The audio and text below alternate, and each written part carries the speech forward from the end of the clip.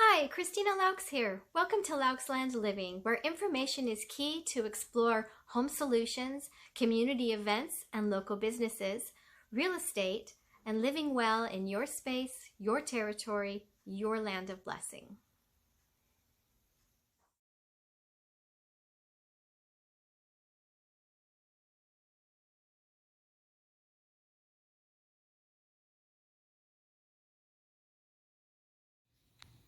Today we're canning peaches.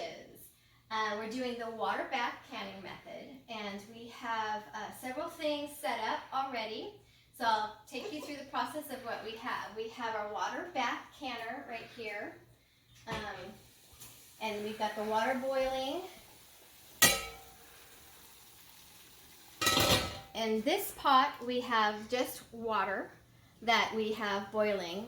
This is what we're going to use to blanch our peaches, to take the skins off of them. In this pot back here, we have lids to go on the cans and my fancy little tool that helps me get them out of the hot water without touching the hot water. Okay, since we're going to be putting a hot sugar syrup solution into the jars, I don't want to pour that into a jar that's cold or room temperature.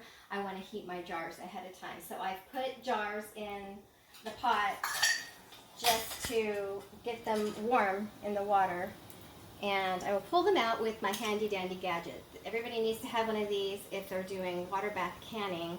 You hold it at this end, and this other end grips the jars right at the top, and it's really secure. So it's a safe way to handle hot jars. In this saucer, we have a solution of a simple sugar solution. It's 1 quart of water per 2 cups of sugar. And we've heated that up till the sugar dissolves. When it's dissolved, I poured it in a convenient container that has a pour spout, because we'll pour it into the jars and that makes it easier. First step is to put our peaches in the pot of water so that they get boiled for like 30 seconds to a minute, and that will help loosen the skin so it's easier to take off. So we just put them in the water like this. Now we're going to take our peaches out. It's been a minute, and add them to this bowl, which I will take to the sink and pour cold water on it. The cold water stops the cooking process, because you don't want to cook the peaches, you just want to get the skins off. I'm going to take the skins off of the peaches, and we do that by cutting along the natural groove that's here. I just go all the way around the peach, and then I squeeze a little, like smash my fingers against the skins, and then it just peels right off, just like that. And we discard that in a container, and then separate the 2 sides, and then we can start slicing them up into pieces. I usually do thirds, and then we stick them in our jars. And when we place them in the jars, I usually do face down, and I smash them down so that it really packs them in. So you're getting a lot of peach in it, and you won't end up with a jar of water solution, sugar solution. So we just keep doing that until the jars are full.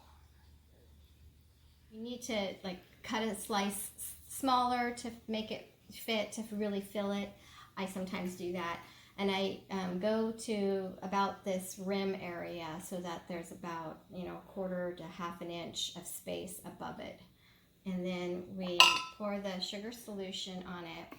And when doing this, you sometimes need to stop and let it go down, because there's lots of little pockets, and so the liquid kind of sits on the top until it works its way down. So you kind of give it a few minutes, and then, or a few seconds I should say, and then continue to fill it. And again, I only go to about that quarter inch of space at the top so I don't fill it, I don't overfill it.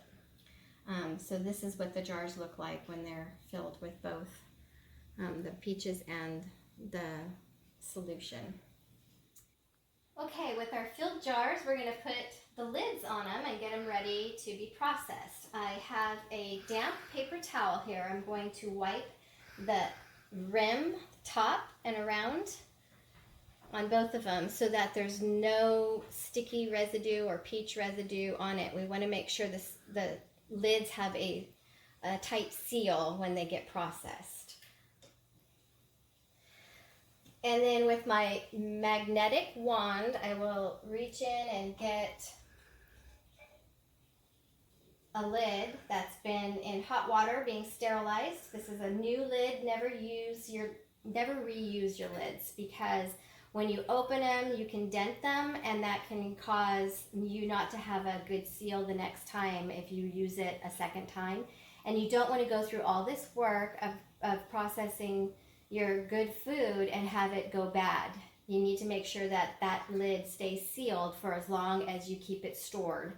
And canned goods could last more than a year. Usually they get used up within the year, but they recommend water bath canning is a year. All right, so we put the lid on, just set it there, and then we screw down with our ring so that it's snug but not tight. And now these are ready to go into the water bath canner. Now that we have several jars that are ready for processing, we're going to go ahead and put them in our water bath canner.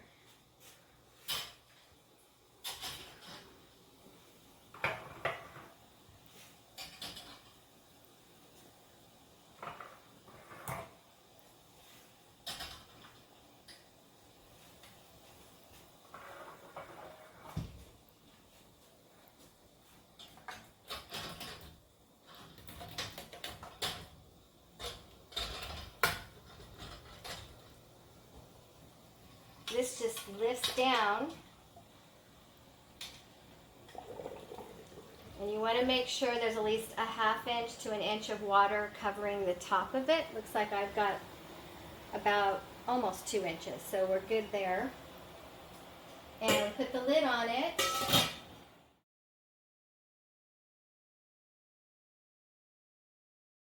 Come out of the water bath that they are in.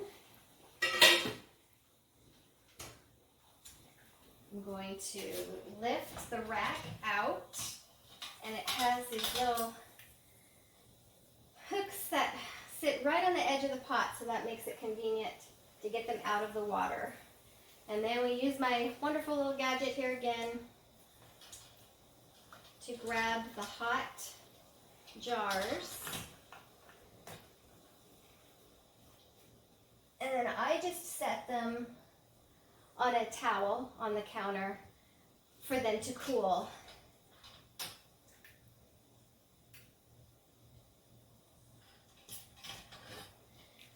So you can see we packed them well because there's not a lot of liquid at the bottom. There's maybe one jar that you can see a little bit more liquid at the bottom. So this one probably could have used another slice. But overall, they look pretty good.